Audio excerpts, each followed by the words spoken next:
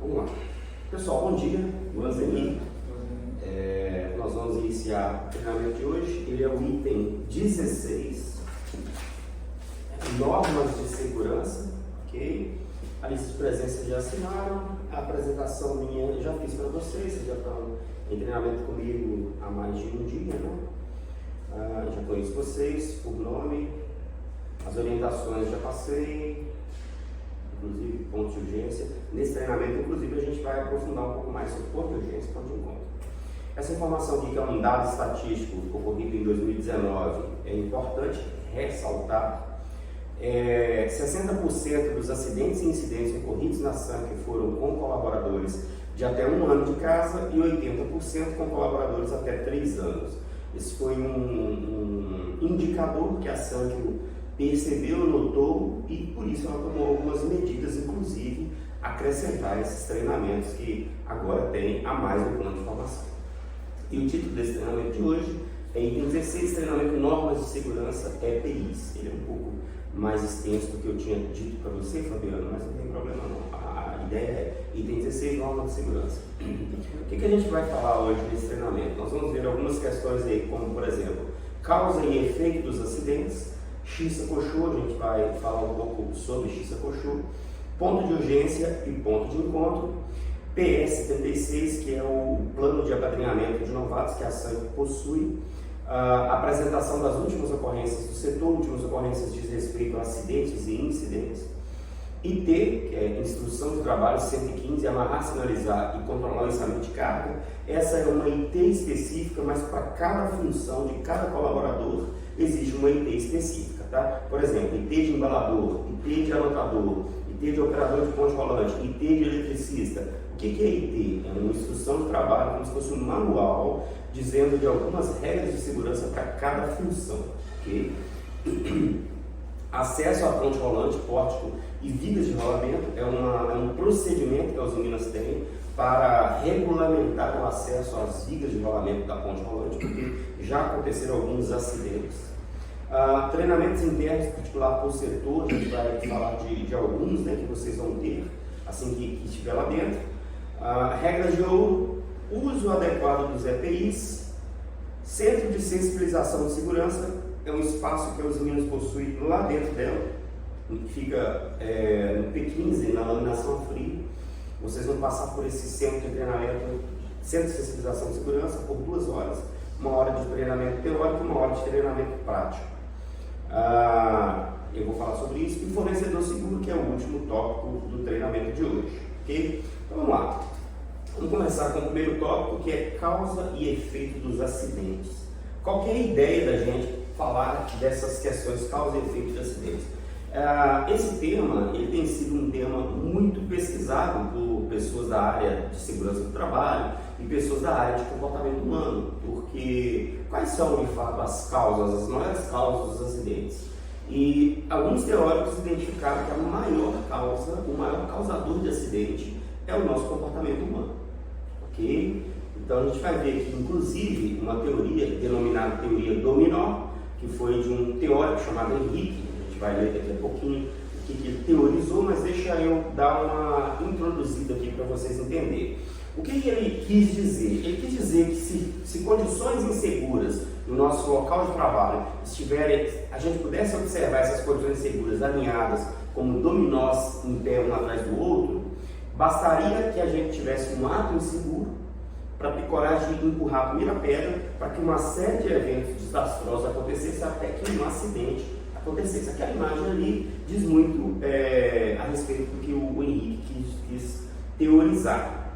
Então ele quis dizer o seguinte: é claro que a gente não vai enxergar as condições inseguras da área como um dominó, a gente não tem essa visão assim, né? Mas a gente pode imaginar com a nossa criatividade que, poxa, eu vou trocar lâmpada nessa sala, a sala está com piso escorregadio, eu não sei qual é a chave que desliga esse aqui, a minha escada está quebrada, e uma série de condições inseguras. Eu venho, tenho coragem de iniciar essa atividade, eu empurrei a primeira pedra do dominó, quando eu tenho coragem de fazer isso. A ideia é mais ou menos essa.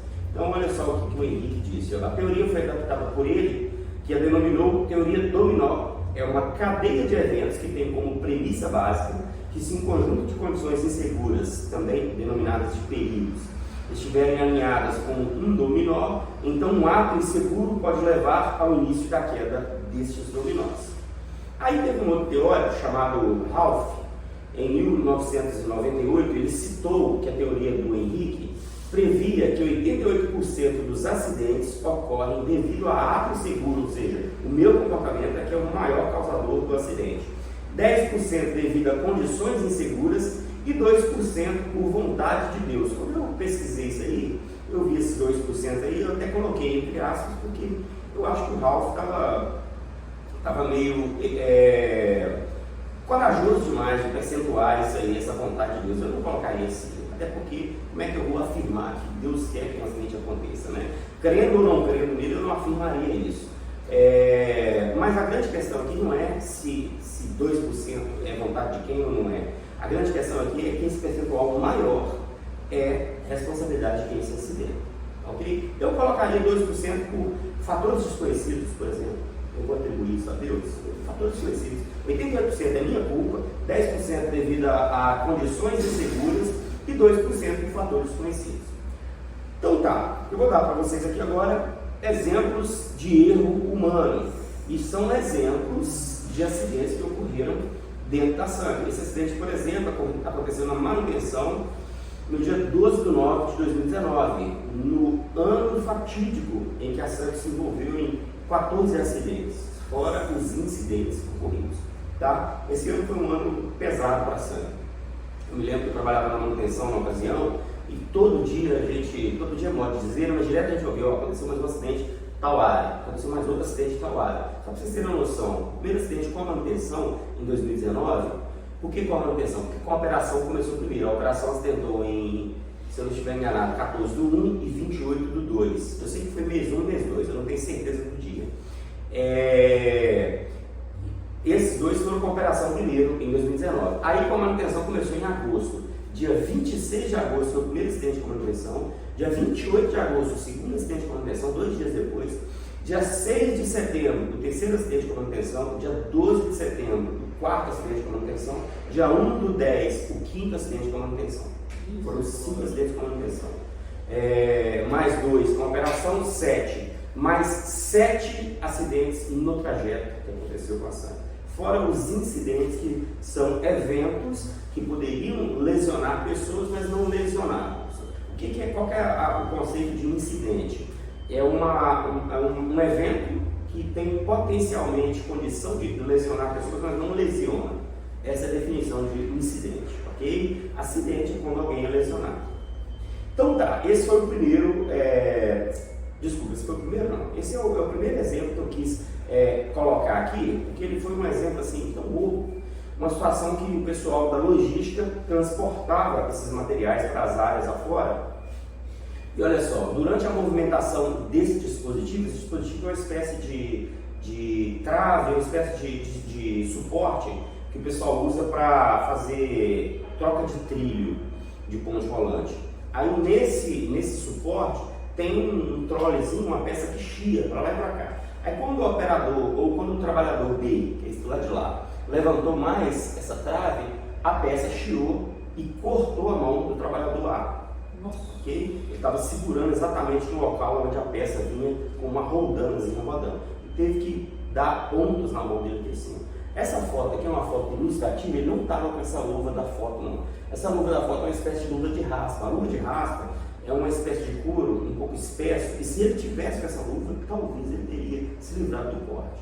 Mas ele estava com a luva mais fina. Queria só amenizar. Exatamente. Queria só amenizar. Amenizar. Aí esse foi o acidente que aconteceu no dia 12 de nove de 2019. Estou dando para vocês exemplos de erro humano.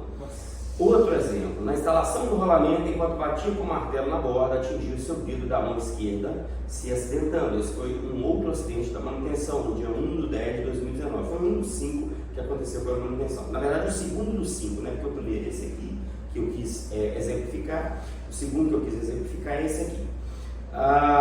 O cara deu uma marretada, só que a marreta, que amenizou, que a marreta era de borracha. tipo essas marretas de assentar cerâmica que o pedreiro usa, você bate na cerâmica e ela não quebra, mas ela afofa ali e ela acerta. Por que usa essa marreta no rolamento? Para não estragar a seção do rolamento, que é de metal, né? Se você usar essa marreta de metal, feriria o rolamento. Esse cara deu uma marretada no polegar da mão esquerda e ele fraturou a primeira falange do dedão da mão esquerda. Imagina isso no tempo frio, uma porrada dessa no dedo, que delícia. Se fosse a marreta de aço, tinha arrebentado a cabeça do dedo. Tinha arrebentado o dedo.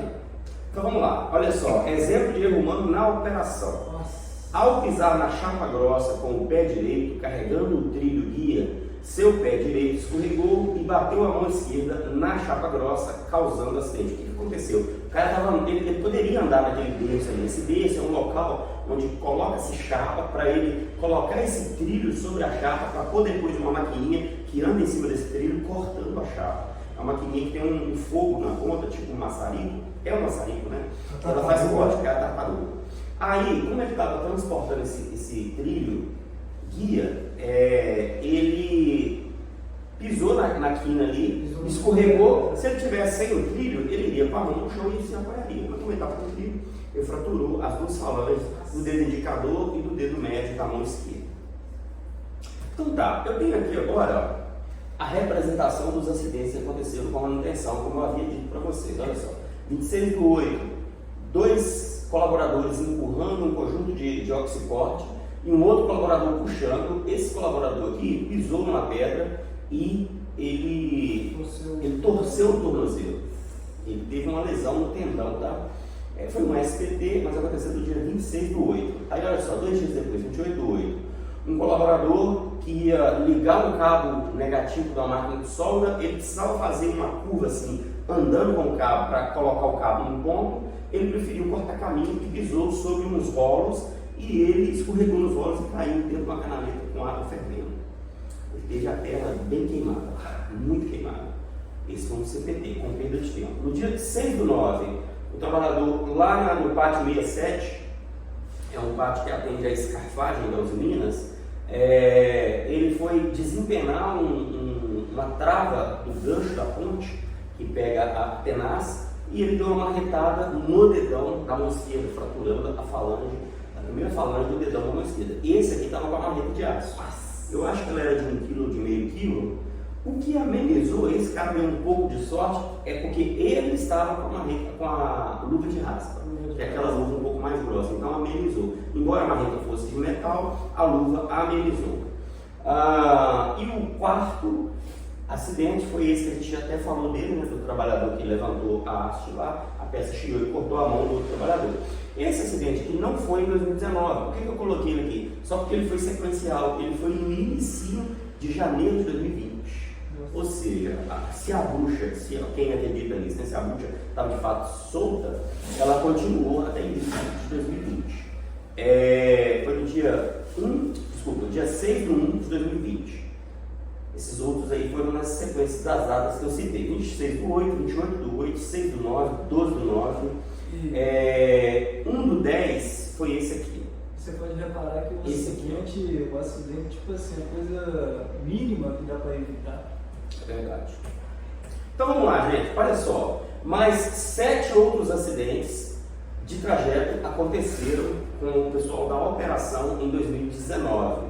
Aí a gente tem aí alguns dados que eu quis levantar para a gente, né? Em 2018 houve 4 acidentes dentro da usina. Observe aqui, ó, 4 SPT, 0 CPT, então foi 4 acidentes dentro das usinas e 2 no trajeto.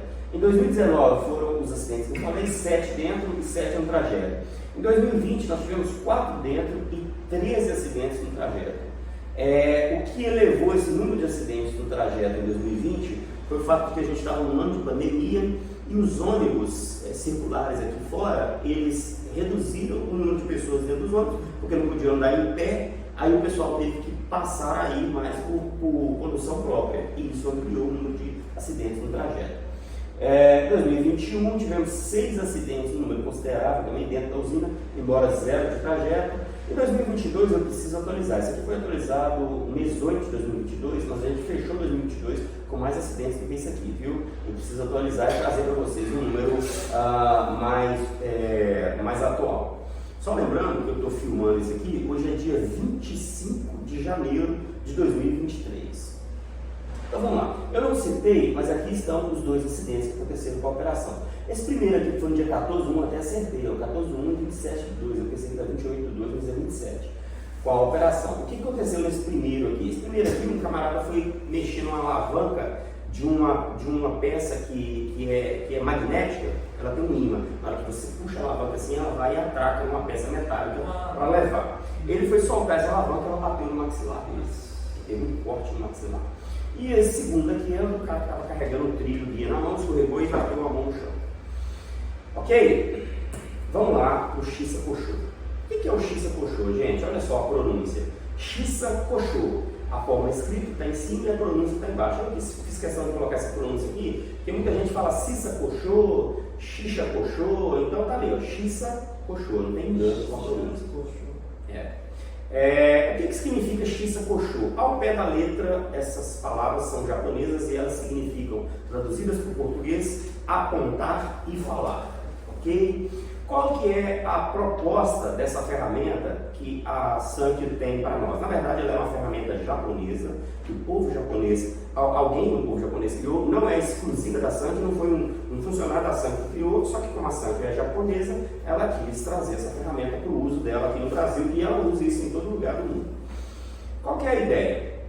A ideia do Shisa-Koshô é fazer com que a gente erre menos em qualquer atividade, não apenas em passagem de nível, não apenas em cruzamento de vias, não apenas em entrada de galpões, não apenas em travessias de faixa de pedestre, não apenas, mas também e muito utilizado nesses lugares. Por exemplo, quando eu saio dessa sala aqui, eu faço um Shisa-Koshô. Cadeiras organizadas, ok. Ar-condicionados desligados, ok. Televisão desligada, ok. O meu material recolhido, ok. Se não tem alguma coisa sobrando em cima das mesas, ok. Organização, enfim, luz apagada, porta trancada, tudo ok. Eu fiz o Shisa-Koshô. Qual que é a ideia do Shisa-Koshô? É reforçar algo que a gente normalmente só veria com gesto e palavra. Por exemplo, eu estava tendo o costume de toda vez que eu fechava o meu portão eletrônico lá em casa e vinha trabalhar, de chegar no quarteirão à frente e me perguntar: eu fechei ou não fechei o meu portão eletrônico? Não sei, não lembro. Por que eu não lembrava? Porque o meu cérebro ele não causava oxigenação suficiente para que eu tivesse armazenado aquela mensagem ali lá no meu consciente, não apenas no meu inconsciente. Então eu passei a fazer o Shisa-Koshô com o meu portão. Portão eletrônico fechado, ok. Aí quando eu chegava lá na frente, se eu me perguntasse se eu fechei ou não, eu lembrava: poxa, claro que eu fechei, eu fiz até Shisa-Koshô com ele. Então qual que é a ideia? A ideia é a seguinte: é cientificamente comprovado isso. Quando eu estudava psicologia, eu aprendi isso pela psicologia, eu entendi o Shisa-Koshô melhor. Não foi que na psicologia me ensinaram o Shisa-Koshô, não. É porque eu já tinha sido apresentado o Shisa-Koshô, juntou com o conhecimento que eu tive na faculdade e eu entendi o Shisa-Koshô melhor. E por isso eu explico cientificamente. Imagina comigo vocês, vamos supor que hoje tem uma pessoa aqui na sala que tem um nome diferente. Vamos pensar um nome diferente.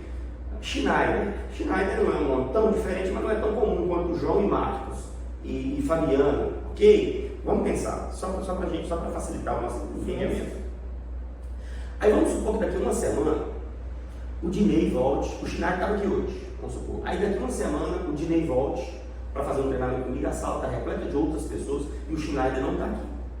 Mas o Schneider esteve aqui na semana passada comigo e o Dinei inclusive estava também. Vamos ver se vocês entendem o que eu estou tentando dizer.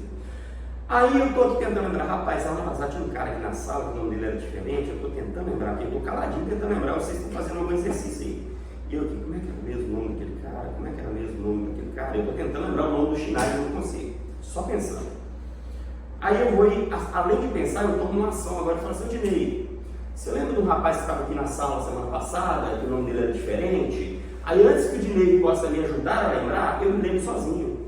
Fala, lembrei dele, é Schneider. Já aconteceu isso com vocês, eu tenho certeza, de a gente às vezes colocar uma pessoa numa situação de lembrança, envolver uma pessoa numa situação de lembrança nossa, e essa pessoa não serviu para nada, digamos assim, né? A gente lembrou sozinho. O que aconteceu com o cérebro que isso foi permitido?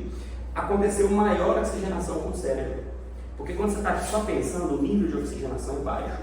Quando você começa a fazer algo além de só pensar, o nível de oxigenação aumenta. E essa oxigenação aumentando, acontecem uns links entre um neurônio e o outro, diversos links, e esses links são chamados pela psicologia de sinapses, e essas sinapses nos permitem acessar memórias que não estão tão na superfície da consciência. Olha que interessante isso é científico. Então o que aconteceu? Além de pensar, eu movimentei meu braço, eu falei e ouvi a minha própria voz. Isso aí, cara, é situação suficiente para fazer mais oxigenação no cérebro. Então qual que é a aposta do Shisaku-Sho? É essa, de mais oxigenação no cérebro. Por exemplo, quando eu for atravessar uma via, eu aponto para a direita e falo, minha direita está ok, minha esquerda está ok, minha frente está ok, eu posso seguir. É isso que eu estou falando com o Shisaku-Sho. Então olha só, isso é melhor do que eu só olhar e achar que eu vi alguma coisa. Porque alguém pode pensar assim, interessante a ideia que o Arthur está trazendo aqui, mas eu tenho tantos anos de vida e nunca fui pego de surpresa num cruzamento de vias. Tá, você nunca foi. Pode ser que um dia você venha a ser, Deus nos livre disso, mas muitas outras pessoas já foram. Só para te dar um dado, eu estava conversando com o Edmar, que é o nosso engenheiro de segurança da SAMP, e ele me falou que em 2021, dentro da Usinas, aconteceram entre acidentes e incidentes 10 eventos de acidentes e incidentes em cruzamento de vias, com pedestres, com pessoas de bicicleta, com pessoas de carro, com pessoas de ônibus, com pessoas de locomotiva, com pessoas de hamster, com pessoas... Enfim, aconteceram acidentes e incidentes em cruzamento de via, onde as pessoas não estavam atentas para as suas laterais. Vocês estão entendendo? Como que o Shisaku-Sho é uma ferramenta interessante e a gente precisa acreditar nela? Por exemplo, vamos supor que você tenha uma janela na sua casa que toda vez que chove, você tem que fechar ela, senão entra. Aí você vai trabalhar e fecha a janela e está lá no trabalho e começa a chover. Você se pergunta, eu fechei aquela janela do fundo que entra água. Se eu tivesse feito o Shisaku-Sho, eu teria firmado essa informação maior. Aí toda vez que eu for fechar ela agora, eu fecho e falo assim, janela dos fundos que entra água fechada, ok, não vamos esquecer. Ferro de passar desligado da tomada, ok, não vamos esquecer. Bujão de gás desligado, ok. Leite tirado do fogo, ok. Desligar o forno do fogão, ok. Enfim, esse monte de coisa a gente causaria impressões maiores no nosso cérebro e a gente não teria nenhum problema com lembrança dessas coisas. Mês passado, eu assisti uma reportagem não sou muito de assistir jornal de 1h da tarde, né? Passou uma reportagem do Japão sobre o Shisaku-Sho. Interessante. Eu tenho esse vídeo, só que como eu estou gravando, eu vou passar isso depois. Agora não. Mas, gente, tranquilo então sobre o Shisaku-Sho, né? Outra coisa, o combinado não sai caro. A SAMP exige que vocês façam isso. Faixa de PBS, cruzamento de vias, entrada em galpão, lá dentro da empresa, lá dentro da usina, vocês vão ter que fazer. Lá também, tá? Lá é rígido. Lá é muito rígido. Pessoal, não tem problema nenhum vocês interagirem, não, mas eu prefiro que filmando vocês interajam o mínimo possível. Pode ser? Só porque depois eu vou usar essa filmagem, depois eu corto isso que eu estou falando aqui. Não tem problema nenhum vocês interagirem, não, tá? Então tá, gente. Agora a gente vai para o terceiro ponto, que é ponto de urgência, o terceiro tópico, que nós vamos falar sobre ponto de urgência e ponto de encontro. São dois conceitos distintos. Antes, porém, eu preciso falar com vocês que nós temos 2 telefones úteis para acessar as emergências. Então, eu ligo 3333 para caso eu precise do atendimento ambulatorial da ambulância ou médico, né? E caso eu precise de um bombeiro, 2222. Quais os eventos que eu vou precisar dos dois? A gente vai saber julgar. O cara sofreu um corte e ele está fora de risco, é ambulância. O cara, a bobina caiu em cima do braço dele, ele está preso, é bombeiro. Ok? Tem uma coisa perto de desmoronar, é bombeiro. Agora, aconteceu o evento, eu só preciso de um atendimento médico, é ambulância. Então tá, como é que eu faço para ligar esses telefones? Basta eu pegar meu telefone e discar 3333 e eu vou falar com a ambulância? 2222 eu vou falar com o bombeiro? Não. Do meu telefone pessoal, eu vou discar 3829, ok? Isso é um prefixo. Apesar de que vocês dessa geração nem lembram do que é telefone fixo, né? Já nasceram com o celular na mão. Existe, tá, gente? Telefone fixo. 3829-3333. Ah, mas eu não tenho crédito. Cara, você pode não ter, mas talvez um colega do lado tenha. Eu não estou com ninguém do lado, a não ser meu supervisor. Ah, seu supervisor está aí, tá? Então ele tem um corporativo, ele vai ligar. Ah, meu supervisor não está. Então você vai ter que procurar uma cabine lá dentro, uma salinha, né, operacional, que as meninas têm dezenas delas espalhadas por todo o seu território. E desse telefone, dentro da cabine, você vai discar 3333 e vai ligar para a ambulância ou 2222 e ligar para o bombeiro. Do seu próprio, com crédito, você vai discar 3829-3333. Compreendido? Então tá. O que é um ponto de urgência? São os locais definidos e identificados por placas em toda a área da Usiminas, de forma a agilizar a chegada da emergência socorro interno, quando solicitado. Neste caso, o paciente ou mesmo o responsável pela solicitação deve permanecer próximo ao local para facilitar. Então, o que trocando em miúdos é ponto de urgência? São placas. São 116 placas, tipo essa aqui, espalhadas por todos os 10 quilômetros de território que a Usiminas tem. A extensão territorial da Usiminas é 10 quilômetros quadrados. Ela possui dentro desses 10 quilômetros 116 pontos. Então, vai da placa 1 até a placa 116. Ah, eu estou trabalhando hoje próximo da placa 59. Exatamente aquela ali, que fica em frente ao Plate Mil, na rua 1, lá dentro, perto da iluminação a quente ali. Estou trabalhando próximo da placa 59, que é o meu ponto de urgência. Se eu precisar de um atendimento da ambulância, como é que eu faço? Eu ligo para eles e falo que eu estou na placa, no ponto de urgência 59. E alguém tem que ficar perto dessa placa, porque essa placa ela toma conta de uma circunferência, de um raio de locais. Você pode estar dentro de uma sala que o bombeiro a ambulância vai chegar, ficar aqui perto da placa e não sabe onde você está. Então você tem que esperar na placa, na hora que o cara chegar, você leva o cara da ambulância até a pessoa que se acidentou. Ok? Essa ideia aí, gente, se a gente fixa isso salva vidas. Inclusive, isso otimiza o atendimento de quem precisa. Ok? Então tá. Utilização dos pontos de urgência. Casos mais comuns: acidentes, incidentes, mau súbito, incêndio e etc. Como assim? Aconteceu um incidente, ninguém se machucou, eu vou ligar para a ambulância e falar meu ponto de urgência, por quê? Pode existir essa necessidade. Ninguém se machucou fisicamente, mas alguém pode estar em choque. E aí? Aí eu preciso ligar para a ambulância. Ninguém se machucou fisicamente e ninguém está em choque, mas alguém está em vias de se machucar. O cara está amarrado no cinto, não se machucou, mas ele precisa ser resgatado. Então é um incidente, ok? Então existem diversas possibilidades que, mesmo sendo um incidente, eu posso precisar ligar para a emergência, ok? Então qual é a ideia do ponto de urgência, gente? Definir a minha localidade para que o acesso seja otimizado da emergência. Ok? Entendeu isso? Então tá. Agora, outro é o conceito de ponto de encontro. O que é ponto de encontro? São os locais onde todas as pessoas da área afetada pelo incidente, que não estiverem envolvidas no combate, devem se dirigir ao receberem a comunicação da emergência ou ao ouvirem o alarme de alerta para a evacuação. A Usiminas possui 7 pontos de encontro. Então, troca de miúdo, que são esses pontos de encontro. São locais estratégicos para onde a gente vai fugir. Eu vou para esse lugar, para eu garantir que lá eu estarei seguro. Por quê? Porque a área onde eu estou ou está tendo vazamento de gás, ou está tendo um princípio de incêndio, ou está tendo risco de explosão, um risco de desmoronamento, ninguém se acidentou ainda, o incidente ainda não aconteceu, mas está perto de acontecer.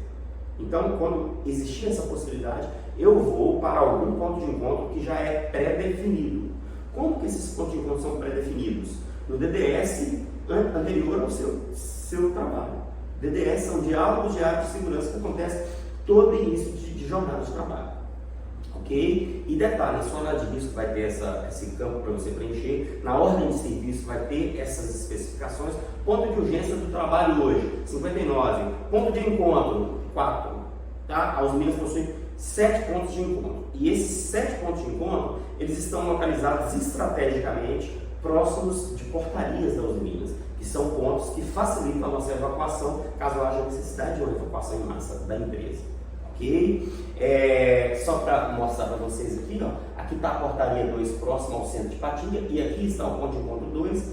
Aqui está, eu estou falando sem ordem, mas vocês vão entender. Aqui está a portaria 3, próximo ao Bom Retiro, e aqui se encontra o ponto de encontro 3. Aqui está a portaria 1, próxima ao Cariru, e aqui se encontra o ponto de encontro 1. Aqui está a portaria 5, hoje só acessa ela caminhões. Não sei se carros acessam ela, acho que carros particulares não acessam mais não. Portaria 5, existe o ponto de encontro 5. Portaria 6, que dá acesso da Usiminas Mecânica para a Usiminas, existe o ponto de encontro 6, tá? Fica próximo também da balança rodoviária. O ponto de encontro 4 não fica perto de portaria, não existe uma portaria aqui perto do ponto de encontro 4, mas o ponto de encontro 4 fica próximo à balança ferroviária. E eu acredito que exista um portão de evacuação ali, caso haja necessidade, que a vigilância vai lá quebrar um cadeado para a gente sair dele, entendeu? Porque ninguém vai ficar pulando cerca para sair, deve ter um portão que só não tem uma portaria. O ponto de encontro 7, que fica na subida da TI, que é um prédio da tecnologia da informação da Usiminas, e essa subida, ela dá acesso a esse portão que fica próximo ao ponto de encontro 7, que é exclusivo de entrada ao Márcio Cunha. O Márcio Cunha, ele deve estar por aqui assim, porque esse portão fica na subida da TI e ele dá acesso restrito da Usiminas ao Hospital Márcio Cunha. Caso ela necessite sair com alguém para atendimento médico, ela passa por ali. Então ficou claro? São 7 pontos de encontro. Antigamente existia um 8º ponto de encontro que ficava lá no CDP da Usiminas, que hoje é o Senai da FIENG. A Usiminas não estava mais lá. Então, se ela não está mais lá, ela não mantém o ponto de encontro dela. Talvez o pessoal aqui do Senai mantenha o mesmo conceito de ponto de encontro, eles tenham lá o local de ponto de encontro deles, mas não é da Usiminas. Então, a Usiminas hoje possui só 7 pontos de encontros estratégicos ao entorno dela. Entendido? Caso haja necessidade, a gente vai fugir para um desses pontos de encontro e aguardar a orientação do pessoal da segurança e da vigilância. Item 4, apadrinhamento de novatos. O que é esse apadrinhamento de novatos? É um programa que a SANC tem, muito legal. Ele é um programa que, quando é seguido rigorosamente, as pessoas são muito bem respaldadas para trabalharem lá dentro. Porque, por exemplo, você já entrou lá dentro, Aisa? Das meninas? Só uma vez, você nunca trabalhou lá não é? Pois é, para pessoas como você, não sei se você já trabalhou lá dentro, você já trabalhou lá também, né, Dinei? Então, para vocês é mais tranquilo, mas para uma pessoa que nunca entrou e nunca trabalhou lá dentro, ter um acompanhamento de um padrinho, cara, não tem nada melhor. Porque dá a você a segurança de trabalhar com mais tranquilidade. Não que você vai colocar na mão do outro o protagonismo da sua segurança. Você ainda continua sendo o protagonista da sua segurança, mas você sabe que, pelo menos até você se familiarizar com aquele ambiente, existe alguém por você ali que te ajuda. Então, vocês precisam cobrar isso do líder de vocês. Não que eles vão esquecer ou que isso não vai funcionar, mas pode acontecer de ele esquecer de colocar isso rodando com você. Então tá, como é que esse programa funciona? Primeiro vamos entender o objetivo dele. Aprimorar o processo de orientação dos novos empregados na política e diretrizes da SANC, possibilitando um melhor acompanhamento durante os primeiros 6 meses de trabalho na empresa. Tá. Então, são durante 6 meses que esse programa de apadrinhamento, esse plano de apadrinhamento funciona. Eu vou explicar aqui que, na verdade, ele acontece 3 meses com a pessoa sendo seu padrinho full time, e 3 outras vezes, caso você sinta a necessidade de que essa pessoa continue te acompanhando. Se você achar, não preciso, se o supervisor também avaliar que você não precisa, desses 3 meses aqui, ele fica só no campo da teoria, na prática não precisa mais. Por exemplo, o Dinei, que é um cara que caiu os cabelos lá dentro, né, Dinei? Nas Usiminas. Então, você vai dar aula para o seu padrinho. Mas, para cumprir esse programa, você vai ter que passar pelo menos 3 meses com essa pessoa. Okay? Não que a gente está burlando o sistema não, viu gente? É que a gente está adequando cada caso com o sistema. Entendeu? Tem gente que nunca trabalhou lá dentro e precisa dos 6 meses. Quem não trabalhou, a gente pode adequar. Então tá. Campo de aplicação. Aplica-se a todos os empregados de contrato fixo da SANC a partir da primeira semana de atuação na área operacional, se estendendo até o empregado completar o 6º mês. Ao final dessa fase, tanto o empregado como também o padrinho serão avaliados através dos itens e critérios constantes nos formulários de acompanhamento de novatos, registro de sistema 523 e de acompanhamento do padrinho, registro de sistema 526. Então, são 2 formulários de avaliação. Como assim? O padrinho vai te avaliar dentro dos critérios desse formulário e você vai avaliar o padrinho enquanto padrinho. Ah, mas por que isso? Eu tenho que avaliar o padrinho? Sim. Foi uma estratégia que a SANC usou para não haver má fé. Por exemplo, não vou ficar com a cara do Fabiano, não.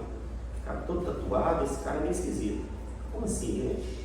O que isso tem a ver com o nível profissional do cara? A qualidade de trabalho do cara? Isso tem nada a ver, isso aí é uma mentalidade antiga. Mas pode ter gente que ainda pense assim, e para evitar esse tipo de coisa, você vai ser avaliado pelos critérios de segurança e de trabalho, e não pelo seu estilo de ser, entende? Então, para evitar esse confronto de má fé, você tanto avalia o seu padrinho como ele te avalia. Então ele vai pensar 2 vezes antes de dar uma nota injusta, ok?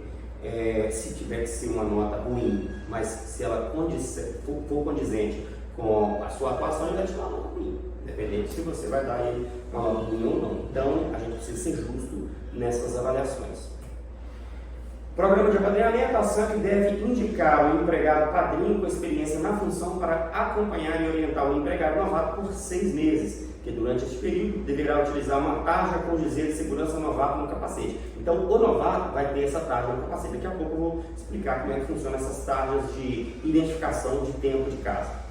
O empregado é informado sobre o procedimento de apadrinhamento durante o treinamento do SIG, Sistema Integrado de Gestão, e receberá a informação de quem será o seu padrinho durante o treinamento de integração na área. Nos setores da área interna das usinas, nos 3 primeiros meses, deve haver o acompanhamento em tempo integral, e nos 3 meses subsequentes, o novato poderá executar suas atividades sem a presença do padrinho. Entretanto, havendo dúvidas ou atividades em que não tenha domínio absoluto, ele deverá solicitar o acompanhamento do padrinho. É aquilo que eu havia dito sobre os 6 meses e os 3 meses iniciais. Então tá. Ficou claro isso aqui, né? O capacete do empregado novato terá 2 tarjas, uma de cada lado, vermelha ou azul, com o escrito segurança novato, nos 3 primeiros meses. Então tá, 3 primeiros meses, segurança novato vermelho. De 3 a 6 meses, segurança novato azul. E de 6 meses a 1 ano, uma faixa branca sobre um fundo verde. Então nós estamos contando a faixa branca e não as faixas verdes. É uma branca. Se o cara está com uma branca no capacete, ele está entre 6 e 1 ano, fácil de identificar. Se o cara está com 2 brancas, ele está entre 1 ano e 2 anos, fácil de identificar. Se o cara está com 3 tarjas brancas, entre 2 e 3 anos. Encontrei com um cara no meio do caminho, o árbitro desse treinamento tem um tempo, ele está com 2 tarjas, eu não me lembro se é de 1 a 2 ou de 2 a 3. É só você lembrar que a tarja do capacete representa o último ano que ele vai tirar ela. Então se ele tem 2, ele vai até 2 anos. Se ele tem 3, ele vai até 3 anos. O camarada tem 3 anos e 1 dia e cumpriu o procedimento de retirada da tarja certinho. Então você vai ver um cara com capacete sem tarja nenhuma. Eu vou saber que esse cara tem 3 anos e 1 dia ou ele tem 30 anos de sangue. Você não vai saber pelo capacete, tá? Isso aqui é só para identificar até os 3 anos por causa do problema que aconteceu em 2019 envolvendo pessoas de 0 a 3 anos. Então a SANC tomou essa medida. Para mim é uma medida fantástica, porque além da minha segurança, cara, eu gostaria muito de saber que tem pessoas também preocupadas com a minha segurança, assim como eu posso me preocupar com a segurança deles. Nesse caso do que eu estou dizendo agora, se encontra o conceito de segurança compartilhada que a SANC tem. Okay? Qual que é a ideia da segurança compartilhada? Eu cuido de você, você cuida de mim. Tem uma música do Lucas Luco que fala isso, eu cuido de você, você cuida de mim. Mas eu acho que o Lucas Luco plagiou da SANC. Essa ideia da SANC é antiga. Uma coisa que vocês podem estar curiosos, porque muita gente já me perguntou isso, eu poderia ser um padrinho? Poderia. Se você vencer os 6 meses e for aprovado no seu programa de apadrinhamento, e se você estiver na mesma área de quem está entrando novo, você pode ser um padrinho. Depende de você preencher alguns requisitos, né? De você ser uma pessoa preocupada com a segurança, uma pessoa responsável. O seu supervisor vai avaliar se você pode ou não, mas basta você querer para você ser. O padrinho ganha mais sendo padrinho? Dinheiro não. Mas ele ganha muita confiança. E isso gera despertamento na gestão, para caso um dia ela for escolher alguém para um cargo de confiança, quem que eles vão escolher? As pessoas que estão alinhadas com o interesse da empresa. Okay? Então é uma baita de uma semente que você planta. Você não ganha dinheiro na hora, mas você pode estar plantando um pé de dinheiro, digamos assim. Ok? Então vamos lá. Caso o empregado novato não atenda às exigências da função, o gestor definirá pelo reaproveitamento em outra atividade. O que isso aqui está dizendo, gente? Que o plano de apadrinhamento é uma espécie de, como é que chama? Período de experiência. Se você fichar hoje no Coelho Diniz, ou no posto de gasolina, ou no depósito do Zé, se você tiver fichado lá, segundo as regras da CLT, você tem que cumprir 3 meses de experiência. Então, o plano de apadrinhamento é baseado nesses 3 meses de experiência, tá? Então, você vai ser avaliado, você passou, você está contratado por quadro fixo, ok? É mais ou menos isso. Então, a ideia do plano de apadrinhamento, além de ter todas essas questões de segurança, também está te avaliando com experiência. Aí, vai acontecer uns eventos, 3 eventos propriamente dito, chamados DIPs. Esses DIPs são o quê? Diálogos de integração de pessoas. É uma reunião entre coordenação e gerência com o novo empregado e tem como objetivo fornecer feedback ao mesmo em relação ao processo de apadrinhamento e o respectivo alinhamento da postura do empregado frente às instruções de trabalho e de segurança do trabalho, se necessário. Então, o que é isso aí? É isso aqui. DIP a gente já sabe que é diálogo de integração de pessoas. O DIP 10 ele vai acontecer após os 10 dias que vocês foram empregados. Eu já estou em treinamento tem 20 dias, tudo bem, talvez porque atrasou um treinamento ou outro, uma confecção de um crachá, mas vai continuar chamando de DIP 10, não vai mudar para DIP 20, porque tem 20 dias que você está fechado. Mas o nome é DIP 10 porque quando surgiu a sugestão de passar só 10 dias de treinamento, no dia que você entrar lá dentro, você vai ter uma conversa com o coordenador para te dar as boas-vindas, para ele colocar a tarja no seu capacete e para ele te apresentar o seu padrinho. Então, esse DIP 10 são diálogos com a coordenação, ok? E o DIP 100, ele vai ocorrer entre o 90º e o 100º dia, que sugerem 3 meses. Aí, o que vai acontecer aqui? Aqui vocês vão receber um feedback. Aqui está chefe de sessão, mas eu acho que nem tem mais essa função. É algum gestor que vai conversar com você e vai te dar algum feedback. Dinei, você trabalhou bacana, cara, esses 3 meses aí, você podia melhorar um pouco nesse quesito de utilização de API, tá? Porque você foi muito cobrado, tá, total.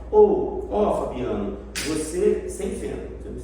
Quer dizer, ninguém é 100% sempre, né? Você pode continuar do jeito que você está melhorando em algumas questões, mas você já está bom. Isa, é assim, sabe? Então, é um feedback que vocês vão receber nesse dia, tá? E eu acredito que como a SANC tem, ela dá espaço para diálogos, é o momento de você também dar um feedback para o seu gestor. Olha, eu estou nessa área, cara, mas eu tenho umas ideias de melhoria ou de melhora na comunicação entre o meu imediato e eu, que é assim, sabe? Você pode dar esse feedback também. E o último DIP é o 180, que sugere que aconteça após os 6 meses de fichamento, ok? E também é mais um feedback para falar, Dinei, eu te dei aquela dica lá no DIP 100 e agora no DIP 180 você está horrível. Parabéns, continua assim. Fabiano, você estava bem no DIP 100, agora você caiu, você deu uma recaída, cara, melhor isso aí. Vocês estão entendendo? São feedbacks que a gestão vai dar para vocês nesses diálogos e que servem para nos nortear em relação a como a gente está atendendo ou não a empresa. Bacana? Na teoria é muito bonito. Tem que cobrar esses seus supervisores, tá? Não que eles não estejam fazendo, está rodando isso lá dentro. Só que eu já ouvi casos de pessoas que falam, isso aí não é muito bonito na prática. Chega lá dentro, a pessoa esquece que padrinho tem que acompanhar a gente, não cobre. Esse aqui é o formulário de avaliação, tá? Esse aqui é o que avalia o padrinho e esse aqui é o que avalia o empregado. O que muda de um para o outro? Um detalhe ou outro, por exemplo, no item 1 do padrinho, ele tem que ser exemplo em relação à utilização do EPI. E você, só a utilização, não precisa ser exemplo, tem que utilizar. O padrinho tem que ser exemplo. Aí o que eu coloco lá na frente? Na primeira semana, se o cara foi regular, bom ou ótimo, nesse quesito. E a gente vai avaliar a cada semana uma avaliação, ok? Durante 45 dias e estendendo até 90 dias. Aí depois o supervisor lança isso na planilha do Excel, que gera os valores, que vai saber se a pessoa passou ou não no plano de apadrinhamento, tá? Eu estou com medo de não passar porque eu não sei o que eu tenho que fazer. Cara, a primeira coisa que você tem que se preocupar é ser seguro. Você não tem que saber fazer o seu trabalho, porque você está chegando lá agora para aprender. Okay? Você não tem que ser um exímio embalador, uma exímia anotadora, um exímio programador, um exímio operador de ponte. Não tem que ser. Se for, ok, bacana. Mas se não for, você está com vontade de ser? Estou. Então você vai ser avaliado por essa vontade. Ok? Um item que eu gosto de tocar nele é o item 20. Higiene pessoal e aparência. Ué, como assim? A Santa está preocupada com isso? Por que não poderia estar? Se eu fosse dono de uma empresa e a minha empresa, o meu cartão postal são os meus empregados, cara, eu me preocuparia com a postura, a higiene pessoal e a aparência das pessoas. E uma coisa que a SANC preza, inclusive não só pela aparência estética, mas pela segurança, é a utilização de camisa para dentro da calça, porque já aconteceu do cara ser puxado pela ponta da camisa para uma máquina que estava enrolando lá, imagina só. Então, o uso da camisa dentro da calça é obrigatório, tá?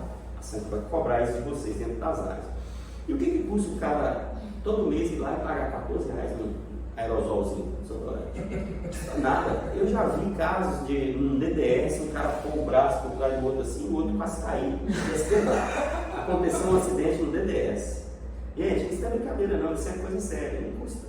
Não custa. E isso eu acho que falar disso não fere a intimidade de ninguém, pelo contrário, gera cultura na gente, tá? Então não custa a gente cuidar dessas questões de higiene pessoal. Agora eu apresentarei para vocês um vídeo de boas práticas que o pessoal gravou lá no P17, que é muito legal, vou mostrar principalmente para quem nunca entrou na área, mas como eu estou filmando, depois eu apresento esse vídeo para vocês. Agora eu vou falar do tópico 5, que são a apresentação das últimas ocorrências da Sanco. Cara, tá desatualizado, me desculpem, tá? Eu preciso atualizar isso aqui, mas eu vou falar da que está atualizada aqui. O último SPT atualizado no dia 17/8 de 2022, até essa data o último SPT tinha sido na manutenção na Acearia 2. O eletricista foi desplugar um plugue de alimentação na máquina de sol, uma tomada que pluga assim, ó, ela é redonda, é igual, é o mesmo conceito desse tipo de tomada da casa da gente, só que ela era redonda e plugava assim. Aí ele estava com a mão próximo dentro do painel e ele foi tirar sem luva e ficou balançando assim, puxando. Aqui puxou, a mão bateu naquilo do painel e cortou. Estava sem luva e com uma mão só. Qual que é a orientação? Sempre estar de luva e balançar, sacudir aquele plug ali com as duas mãos, para fazer menos força e menos pressão, para que a mão não cortasse ali. O último CPT, eu acredito que esse é o último CPT mesmo. Aconteceu no dia 22/5 de 2021. Acho que eu não falei da data do SPT, não. Foi no dia 9/2 de 2022, na manutenção. O último CPT foi na operação pátio offline, P47. O operador escorregou na chapa quente. Vocês que já fizeram o item 15 comigo, vocês viram o vídeo. A Isa ainda não viu, não. Esse cara sofreu, viu, cara? Esse cara sofreu. Então, acidente não compensa. Quem que ganha com acidente? Só a farmácia e o pessoal da... Como é que chama quem vende caixão? Funerária. Eu não gosto de alimentar esse mercado, não. Vocês gostam? Então, não vou alimentar, não. Deixa esses caras morrer a míngua. Vamos lá. Eu já tinha mostrado isso aqui, porque eu repeti isso aqui. Tá. Agora a gente vai para o item 6, ou tópico 6, onde eu vou falar para vocês da IT, que é a instrução de trabalho. Aqui eu vou falar muito superficial, gente, só para vocês entenderem o que é. Essa aqui é a folha de rosto da IT, tá? Dessa IT específica. Essa aqui é a IT de número 115, ela é da Acearia. É a IT que trata do serviço de amarrar, sinalizar, controlar o içamento de cargas. Então, como eu havia dito, para cada função lá dentro, o cara que é operador de não sei o que lá, ele vai ter uma IT para esse serviço dele. Tá? Para cada serviço lá dentro, existe uma IT específica. Para quê? Para orientar a pessoa em como fazer esse serviço com segurança. Por exemplo, essa IT aqui orienta a pessoa a como amarrar carga, sinalizar carga, controlar o içamento de carga de uma forma segura. E essa IT, ela fala de diversas questões de segurança dentro dessa atividade, tá? Cada uma das funções de vocês vão ter IPs específicas para os serviços de vocês. Então, basta apresentar isso aqui. O técnico de segurança da área de vocês vai apresentar as IPs específicas de vocês. Eu só preciso informar que existe esse documento e que ele se trata de um manual de cada atividade. Ficou claro? Porque são tantas ferramentas, né? Tantos formulários, que a gente às vezes confunde IT, ARP, CIASO. O que é cada uma delas? Cada uma delas tem uma finalidade. Você tem informação para tudo, cara. Para tudo.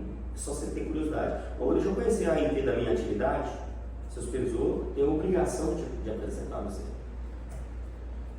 Acesso à ponte rolante, pórtico e viga de rolamento. Aqui também eu vou me ater a falar assim, bem superficial, porque principalmente quem opera a ponte, quem vai trabalhar em locais de muita movimentação de ponte rolante vai ter que ter esse conhecimento.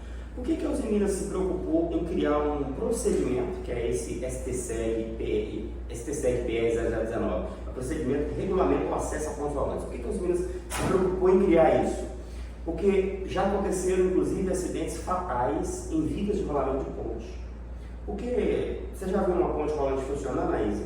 Você sabe o que é? Sim. É um equipamento que anda, imagina que essa sala é um galpão. É um equipamento que está preso às paredes em cima ali, por algum dispositivo de roda, e ela transita para lá e para cá. O protótipo de uma ponte rolante perfeita é aquela maquininha de pegar o ursinho do shopping. Imagina que aquela cabine onde os bichinhos estão lá dentro é o galpão, e aquela maquininha que vai para lá e para cá é a ponte rolante. E ela tanto movimenta no sentido frente e trás, quanto direita e esquerda. Então ela dá acesso a movimentar tudo que tem embaixo de ursinho. Dentro das usininas, essa maquininha de ursinho vira uma máquina para fazer a logística de peças no chão e de materiais no chão. Então, as pessoas, como é que elas acessam essa ponte rolante? Tem escadarias que vão até a viga de rolamento da ponte para acessar a ponte. Pessoas desavisadas no passado subiam essas escadas e andavam nessas vigas de rolamento com a ponte transitando para cá. Pessoas já morreram esmagadas por ponte. Okay? Então, para evitar esses acidentes e incidentes que já aconteceram, inclusive com a Santa aconteceu em 2016 ou 2017, um funcionário da Santa foi prensado. Ele não morreu, mas ele teve as costelas fraturadas. Foi o Aguinaldo? Não. Não vou citar o nome dele, não por questão de ética, mas não foi o Aguinaldo. Então a Santa teve esse problema. E a Usiminas já tinha esse procedimento, só que agora é muito rígido o cumprimento desse procedimento. Ninguém acessa mais uma ponte rolante sem conhecer, por exemplo, essas portas amarelas trancadas e que tem um trinco por dentro, um acrílico para quebrar. Caso o operador de ponte que subiu passou mal lá dentro, como é que eu vou socorrer esse cara? Porque a porta fica trancada por dentro com um trinco. Então eu quebro o acrílico, abro o trinco e acesso para tirar o cara em uma situação de emergência. Mas em situações normais, existe todo um procedimento de deixar a porta trancada, só acessar a ponte quando ela parar na garagem, a manutenção, acessar para bloquear e só trabalhar na ponte depois dela bloqueada. Tem uma série de questões que estão regidas nesse procedimento, tá? Então, me cabe agora falar dele dessa forma assim, bem superficial, mas vocês vão ser apresentados a ele e leiam esse procedimento para vocês entenderem o passo a passo desse negócio. Aí, os meninos uma vez fez um concurso. Eu trabalhava nas Minas na época. Eu trabalhei nas Minas de 2000 a 2013, trabalhei 13 anos nas Minas. Eu não sei que ano foi, mas ela fez um concurso lá para premiar a melhor frase de segurança. Aí o cara ganhou com essa frase. Como é que complementa ela? Se não for seguro, não faça. Essa frase ganhou como a melhor frase da Usiminas. Eu acho ela fantástica. Se não for seguro, não faça. Porém, eu fiquei sabendo que na mesma ocasião, não sei se a Peran, que era copiar as Usiminas, fez um negócio parecido e a frase da Peran, para mim, soou muito melhor do que a da Usiminas. Não estou puxando sardinha para a Peran, não, mas olha para você ver a diferença. A da Peran é a seguinte: se não for seguro, torne seguro. Porque o se não for seguro, não faça, sugere que, não é seguro, não vou fazer, vou cruzar os braços. A outra não, a outra sugere proatividade. Não é seguro, o que eu posso fazer para tornar isso seguro? Olha que legal. Então, quando a gente tem essa mentalidade de proatividade, cara, a gente só sai ganhando. Trabalhe essa ideia, tá? Independente se a frase é de Apeirão, de Usiminas, que isso seja um princípio seu. Ok? Vamos lá. A Usiminas, ela tinha 5 regras de ouro até 2018. Ela só tinha 5 regras de ouro. Aí, ela acrescentou as 2 últimas aí, 6 e a 7, mãos seguras e gases tóxicos ou asfixiantes. Ela tinha até proteção de máquina, 5 regras de ouro. Muito obrigado, Fabiano. O que despertou nela a ideia de produzir mais 2 regras de ouro? Um acidente fatal que aconteceu em 2018. No dia 8 de agosto de 2018, um camarada morreu na Cearia por asfixia de gases. Ele trabalhava numa válvula, parece que a válvula não estava fechada 100%, ele estava sem detector de CO, sem máscara, sem nada, e ele foi e asfixiou-se e faleceu. Inclusive, devido a esse acidente fatal no dia 8 de agosto de 2018, que deu numa quarta-feira, em função desse acidente fatal, foi que o incidente com gasômetro aconteceu. Olha que doideira, não sei se vocês sabiam disso. Gente, estou falando aquilo que me informaram. Eu não tenho informações precisas e técnicas desse problema não, mas me informaram pessoas que conhecem o o esquema ali, disseram que na quarta-feira, dia 8, o cara faleceu. Aí na quinta-feira, dia 9, a Usiminas tomou uma medida de fechar uma série de válvulas para fazer uma medição se não estava vazando mais gases ali próximo onde o cara morreu. E essas válvulas davam a ligação dessa válvula onde o cara faleceu nela até o gasômetro. Meio-dia e 45, na sexta-feira de manhã, a Usiminas pediu para os inspetores reabrirem as válvulas que tinham sido fechadas na quinta. Ao reabrirem essas válvulas na sexta de manhã, uma das válvulas que estava aberta só até a metade na quinta foi reaberta total. Aí isso causou uma despressurização dentro do gasômetro, porque ele implodiu por causa dessa despressurização, ou pressurização, não sei qual que é o termo técnico correto. Eu sei que implosão acontece quando a pressão dentro de um corpo é menor do que a pressão atmosférica. Aí a pressão atmosférica fica esmagadora. Aí o corpo implode para dentro, ele explode para dentro. É como se aqui tivesse pressão zero e a pressão atmosférica fizesse isso aqui com ela. Aí ele implodiu, isso aqui implodiu. O que é explodir? É daqui para fora. Okay? Então, esse incidente com o gasômetro aconteceu devido ao acidente na quarta-feira. Porque se não tivesse acontecido, os meninos iam tomar essas medidas de fechar e de abrir. Essa válvula que estava aberta até a metade na quinta, que foi reaberta inteiramente, dizem que o inspetor que é responsável por ela já tinha um e-mail que estava cobrando uma peça de instrumentação, de acompanhamento dessa válvula, que estava para chegar. Aí parece que esse inspetor estava de férias, um negócio assim. A grande questão é que, na tentativa de sanar um problema, outro problema foi causado por questões de não cumprimento de procedimentos. Porque se existia uma válvula que não poderia estar aberta totalmente, se tinha que ter um instrumento de medição para ela, o inspetor da área de manutenção tinha que ter conhecimento disso. Vocês estão entendendo como é que essas coisas dentro de indústria são sérias? A SAMP não está contratando crianças para trabalhar, está contratando pessoas que entendem a responsabilidade de se viver. Ok? E eu tenho a responsabilidade de lembrá-los disso. Ok? Então, as regras de ouro, para que elas servem? Primeiro, vou fazer uma pergunta. Por que chama regras de ouro e não regras de papel? Porque o ouro é valioso.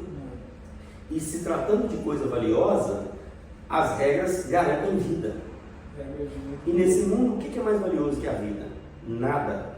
Ok? Então a ideia de regra de ouro pode ser regra de vida, né? Para ser ainda mais valiosa. Mas a ideia é só para a gente, para atribuir a nossa atenção a essa ideia de que é algo valioso. Então tá. Se eu cumpro a regra de número 1 até a regra de número 7, eu garanto vida para mim e para os demais que estão trabalhando comigo. Se eu descumpro, eu posso garantir morte.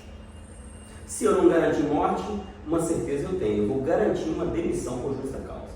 Então a gente precisa cumprir, não por medo de ser mandado embora, mas por questões de segurança. Eu vou cumprir as regras de ouro, porque eu sei que cumprindo elas eu garanto vida e segurança. Ok? Por exemplo, a regra de bloqueio de equipamento. Eu vou trabalhar em equipamento sem bloqueio, gente? Claro que não.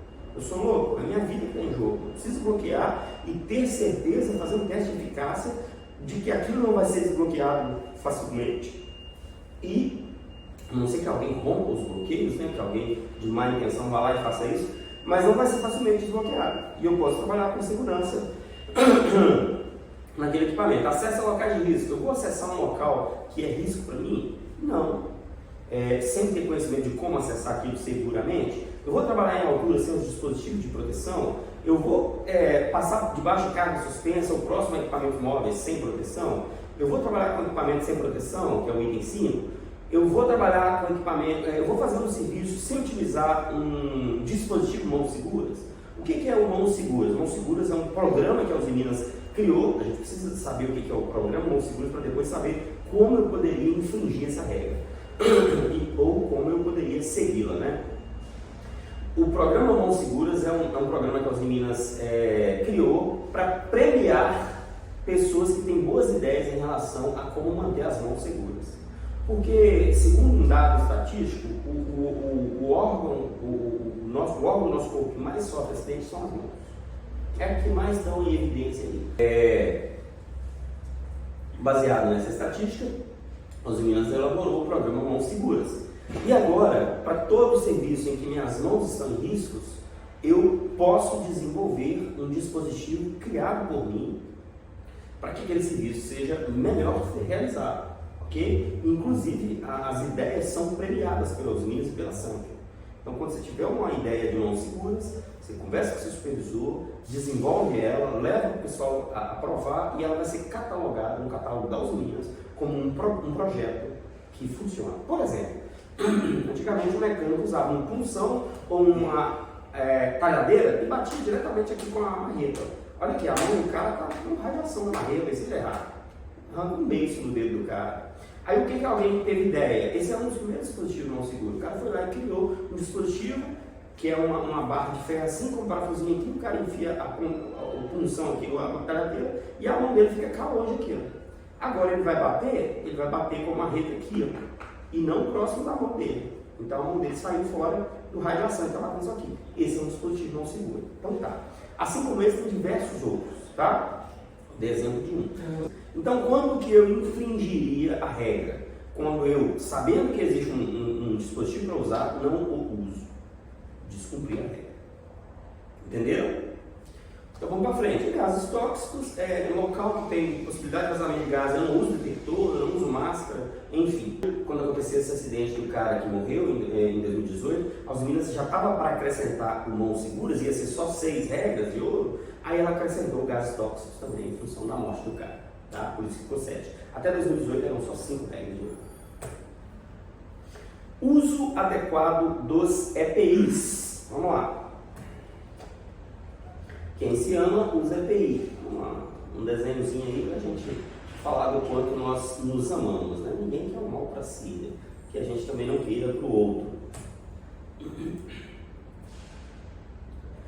Quais são as responsabilidades da SANC, que é a nossa empregadora? A SANC tem a responsabilidade de adquirir o EPI adequado ao risco de cada atividade, fornecer ao trabalhador somente o aprovado pelo órgão nacional competente em matéria de segurança e saúde no trabalho, orientar e treinar o trabalhador sobre o uso adequado, guarda e conservação do EPI. Fabiano, o que é EPI? EPI são equipamentos que...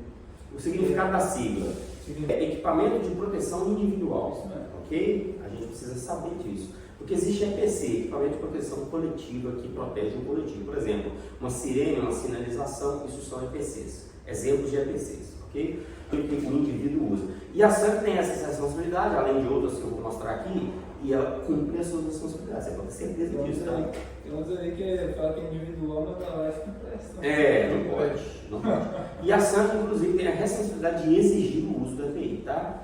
Ainda continua sendo responsabilidade da SANC, como nossa empregadora, substituir o nosso EPI imediatamente quando danificado ou extraviado. A gente não pode, de maneira nenhuma, trabalhar sem um EPI específico para a atividade. Responsabilizar-se pela higienização e manutenção periódica. A responsabilidade da SANC é para quais EPIs? Para EPIs que ela higieniza, como, por exemplo, roupa de soldador, uniformes e EPIs de funcionários que trabalham na coqueria, porque lá tem muita incidência de possibilidade de vazamento de benzeno, então eu não quero que os colaboradores levem essas roupas para casa, mas as outras áreas, os EPIs, por exemplo, de eletricistas, que são os uniformes dele, eles mesmos lavam, a SANC não é responsável não. Então ela é responsável pela higienização de equipamentos que estão no contrato higienizado. O resto é higienização sua. Comunicar, a responsabilidade da SANC, como última coisa, comunicar ao Ministério do Trabalho e Empregos qualquer irregularidade observada. E ela pode ter certeza que ela faz, tá? Ela cumpre com suas responsabilidades. Em contrapartida, quais seriam as nossas responsabilidades ou quais serão?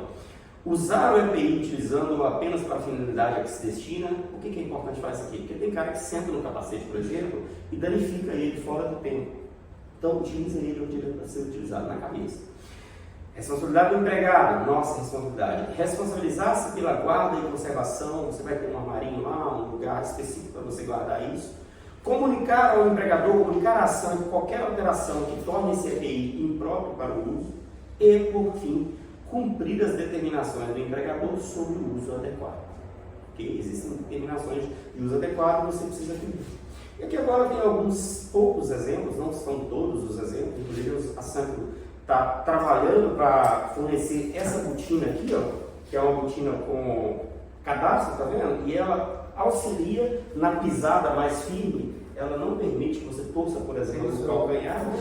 Ela está adquirindo essas botinas aí. Ela está adquirindo essas botinas para uso diverso, tá? É uma botina cara, ela está adquirindo por setor. Principais EPIs, luvas de segurança, aí estão alguns poucos exemplos, tá? Aparece ali que essa luva do meio, ela é anticorte, ela tem algumas fibras metálicas que ela auxilia no anticorte. A operação vocês vão usar essa, tá? A pretinha de eletricista, a de cara basicamente é o mecânico soldador que usa.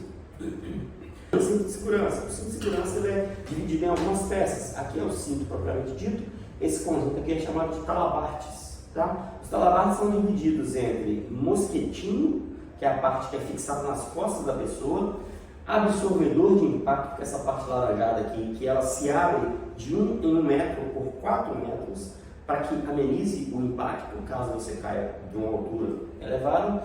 As hastes, né? Essas duas hastes pretas, e os mosquetões. Por que duas?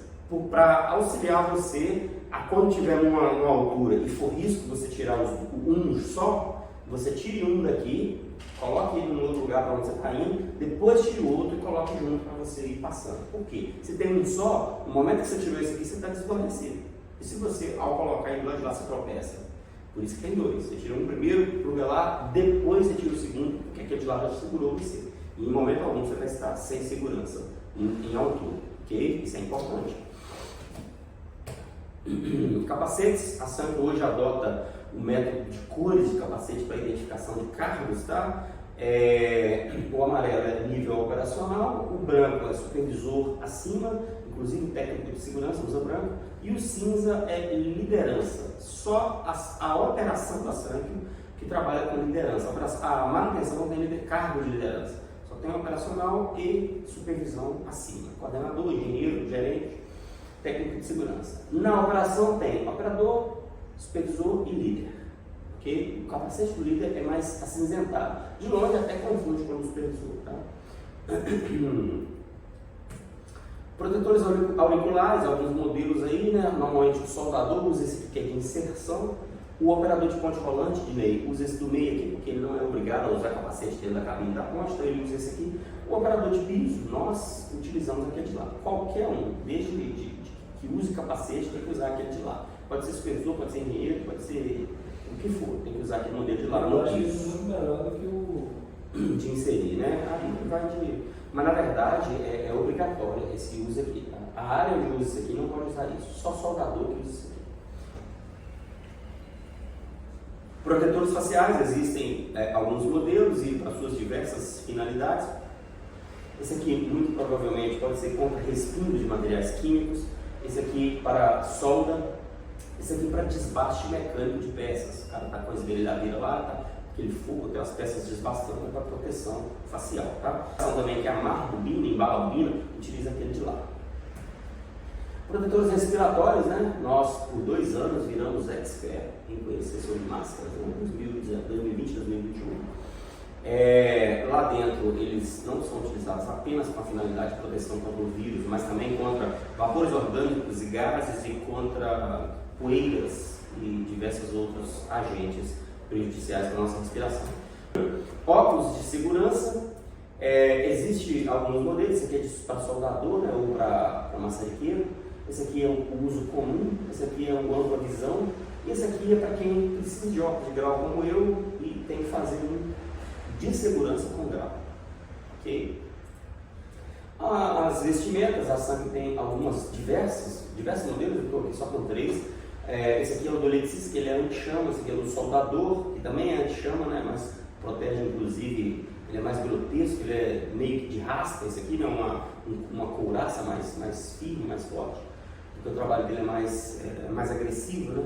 E esse aqui é contra umidade, que a SANC não fornece para o trajeto, mas fornece para áreas como, por exemplo, na escafagem, onde haja a possibilidade de umidade, tá? Beleza? Sobre EPIs, tranquilo? Claro que tem alguns outros que eu ignoro aqui, mas esses são os básicos, principais. Agora a gente vai falar do Centro de Sensibilização de Segurança que a Usiminas tem, que é um espaço voltado para a sensibilização da pessoa diante de riscos. Vamos lá. Foi inaugurado em 2011 e modernizado em 2016. O Centro de Sensibilização de Segurança é usado para dinâmicas teóricas e práticas. O objetivo é incentivar os colaboradores a desenvolverem suas atividades com segurança, levando-os a assumir o protagonismo no cuidado com a vida. O que a palavra protagonismo significa? Quando a gente assiste filme, quem que é o protagonista do filme? O ator principal. Qual que é essa ideia de protagonismo na segurança? Eu sou o agente principal da minha segurança. Eu independo do técnico de segurança, independo do supervisor para que eu seja seguro. Eles podem até somarem na minha segurança, mas eu sou o maior responsável. Então a ideia desse centro de sensibilização de segurança é chamar a gente para essa responsabilidade de sermos esse protagonista da nossa própria segurança, os agentes principais, os atores principais da nossa segurança. E o que acontece aqui? Esse instrutor leva vocês diante de alguns equipamentos e mostra para vocês os riscos específicos de cada equipamento para que vocês sejam ali sensibilizados para aquele risco.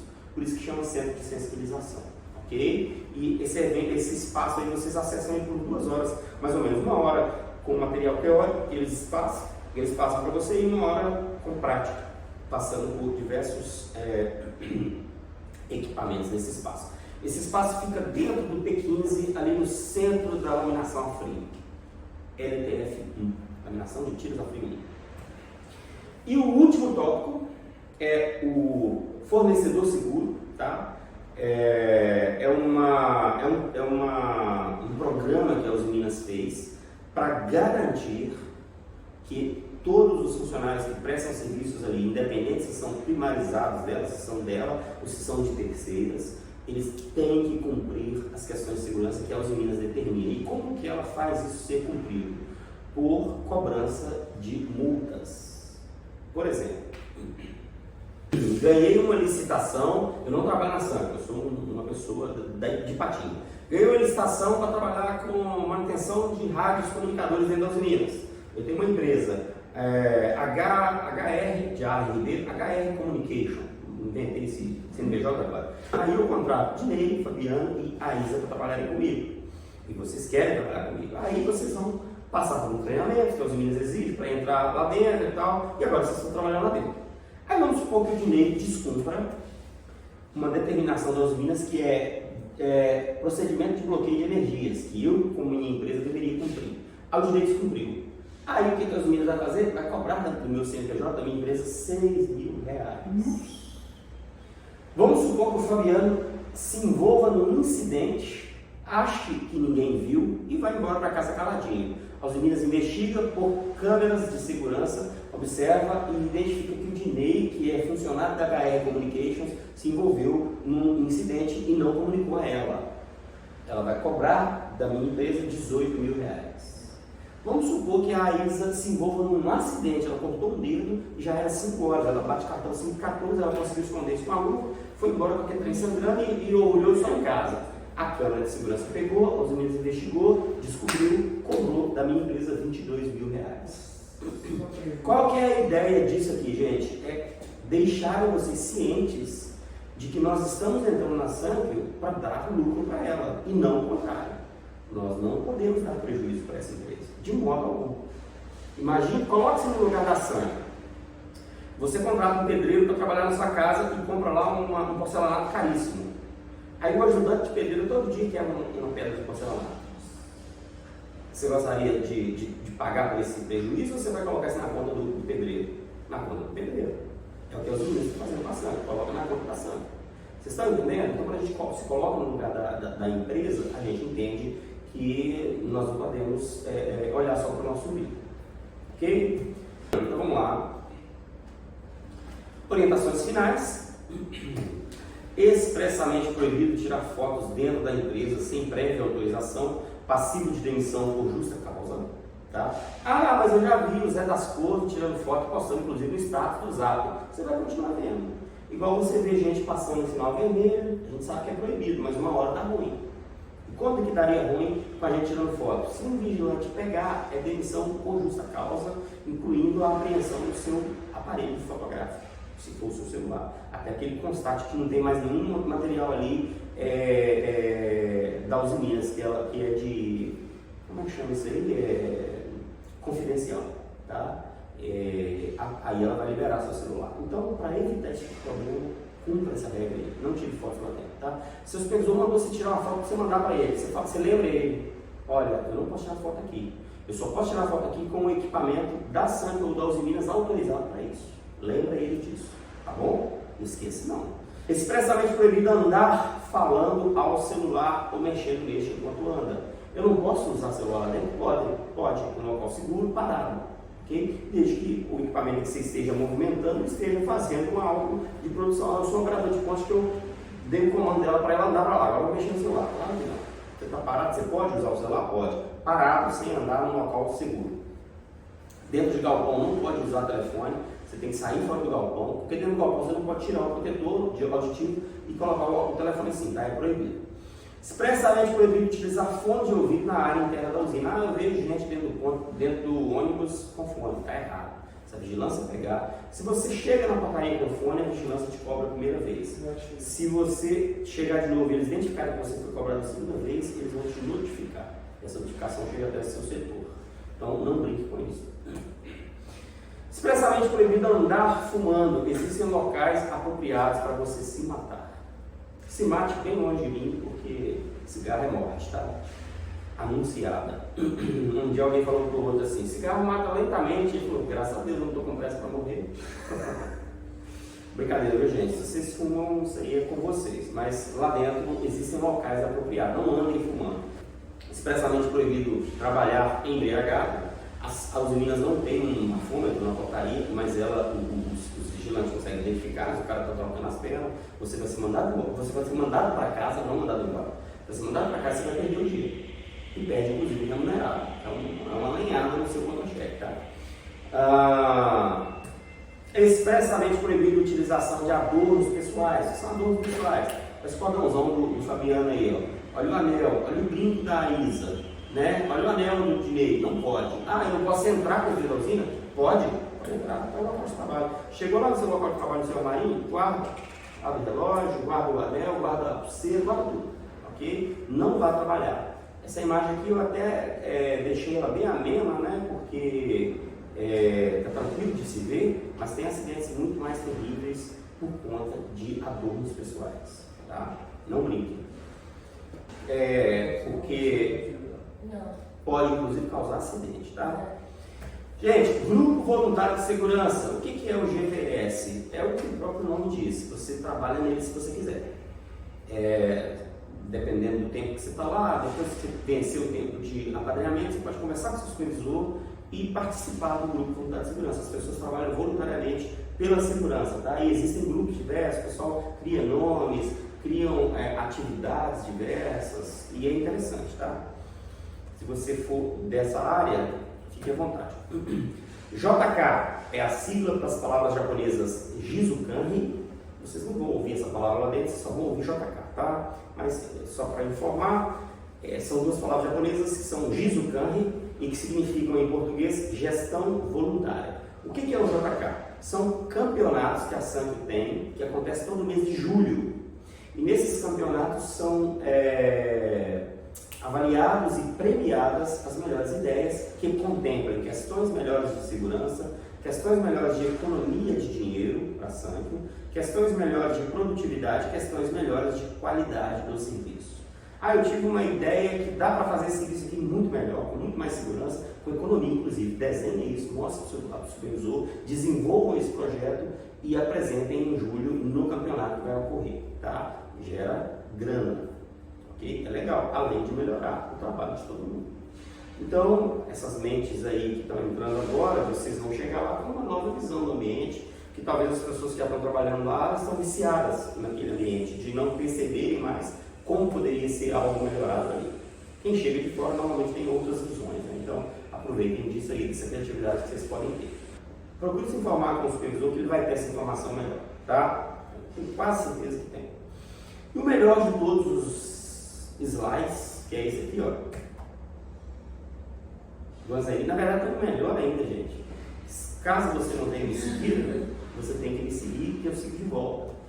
Beleza? Alguma dúvida sobre o que a gente conversou até agora? Nenhuma? Então tá, deixa eu desligar meu vídeo aí.